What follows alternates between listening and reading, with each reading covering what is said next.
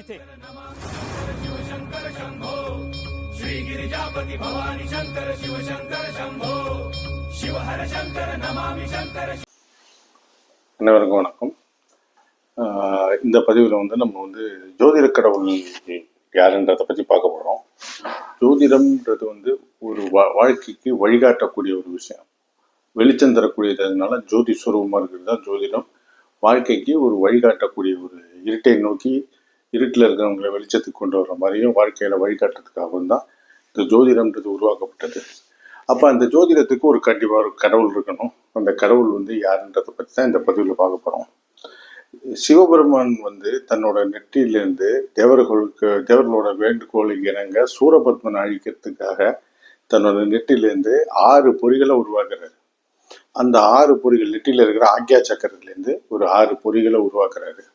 அந்த 6 பொறிகளை அவர் என்ன பண்றாருன்னா அக்னி தேவன்ட்டி வாயு தேவன்ட்டி கொடுக்குறாரு.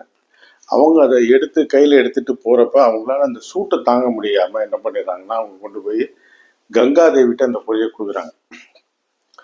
அந்த கங்காதேவியாலையும் அந்த சூட்டை தாங்க முடியல. அவங்க என்ன பண்றாங்க, அந்த பொறிகளை வாங்கி சரணப்பொய்கின்ற பகுதியில் கார்த்திகை பெண்கள்கிட்ட கொண்டு போய் அந்த பொறிகளை கொடுக்குறாங்க. அந்த கார்த்திகை பெண்கள் ஒரு 6 தாமரை மலர்ல அந்த பொறிகளை வச்சு அவங்க அதை பராமரிச்சுட்டு வராங்க. இந்த மீட்டையும் அந்த 6 தாமரைகள்லேருந்து 6 குழந்தைகள் உருவாக்கப்படுது.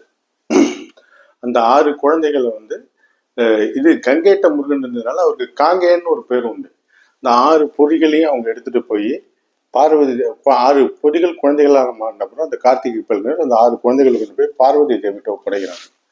பார்வதி தேவி தன்னோட மகனை பார்த்த சந்தோஷத்துல என்ன பண்றாங்கன்னா அந்த 6 பேரையும் கட்டி அணிக்க அவர் 6 தலைகளும் 12 கண்களும் 12 கரங்களுமா சண்முகரா உருவெடுக்கிறார்.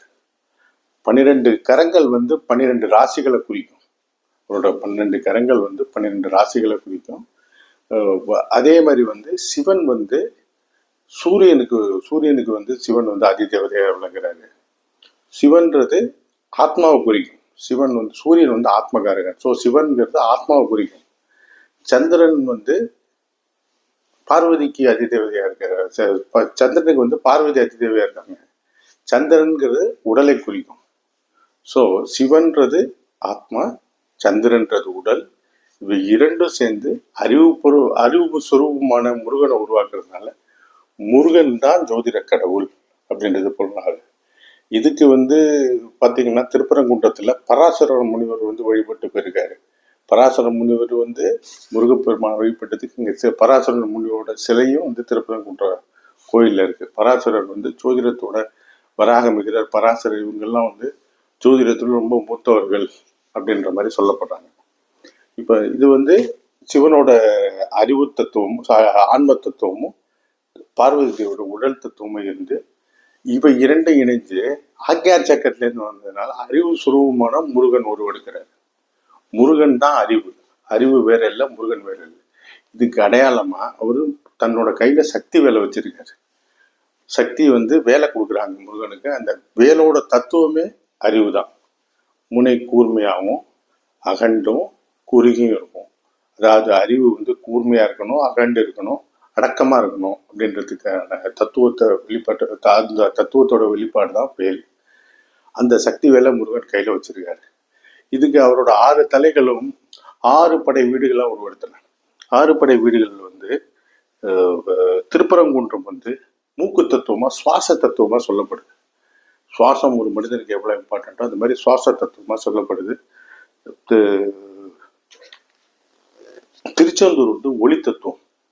திருச்செந்தூர் ஒளி தத்துவமா சொல்லப்படுது. பழனி ஞான தத்துவமா சொல்லப்படுது. அண்டு சுவாமி மேலே செவி தத்துவமா சொல்லப்படுது.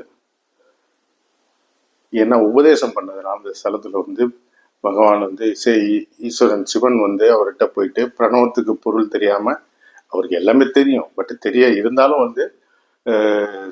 தன்னோட மகனோட பெருமையை உலக சொல்லணுமே சொல்லி அவர் கை கட்டி வாய்ப்பத்தி அவர் முன்னாடி உட்காந்து முருகன் மேல உட்காந்து சிவன் கீழே உட்காந்து அவர்கிட்ட உபதேசம் பண்ணனால சுவாமி மலை செவி தத்துவமா சொல்லப்படுது. அண்டு திருத்தணி வாய் தத்துவமா சொல்லப்படுது. அண்டு பழம்பதிச்சோலை வந்து மெய் தத்துவம், உண்மையை உணர்தல். ஔவைக்கு வந்து சுட்டப்பழம் வேண்டுமா சுடாத பழம் வேண்டுமான்னு கேட்டு மெய்யை உணர்த்ததுனால பழம்பதிச்சோலை மெய் தத்துவமா சொல்லப்படுது. இந்த மாதிரி இந்த 6 தத்துவங்களோட 6 படை வீடுகளோட இருக்கிற முருகனே ஜோதிட கடவுள்ங்கிறதுல இதுல வந்து சிறிதளவும் சந்தேகம் இல்லை. இதுக்கு ஆதாரமா பராசர முனிவர் வந்து வழிபட்டதும் பல பல வித்வான்கள் முருகனோட உபாசனை இன்றி ஜோதிடம் சொல்வதுன்றது கொஞ்சம் கஷ்டமான காரியமா கருதப்படுது. ஸோ இது வந்து இதுலேருந்து நம்ம இந்த பதிவில் என்ன பார்க்குறோம்னா, மோதிரத்தோட முழுமுதற் கடவுள் முருகன் தான்ன்றதை பார்க்கணும். விநாயகர் வந்து எல்லாத்துக்குமே முதலானவங்க இருந்தா கூட விநாயகர் வந்து உடல், உயிர், அறிவு, புத்தி இல்லாம எந்த காரியமும் நடக்காது. ஸோ எந்த காரியத்துக்கும் முதல்ல செய்யறதுக்கு காரணம், விநாயகர் வழிபாடு செய்யறதுக்கு காரணமே விநாயகர் புத்தி சுரூபமா இருக்கிறதுனாலதான். இது போல பல பதிவுகளை நம்ம இந்த சேனல்ல பார்ப்போம். அதே மாதிரி பரிகாரம் சம்பந்தப்பட்ட விஷயங்கள் இதெல்லாம் வந்து இந்த சேனல்ல கொஞ்சம் கொஞ்சமா தெளிவு கொடுத்துட்டு வரோம். நன்றி, வணக்கம். அனைவரும்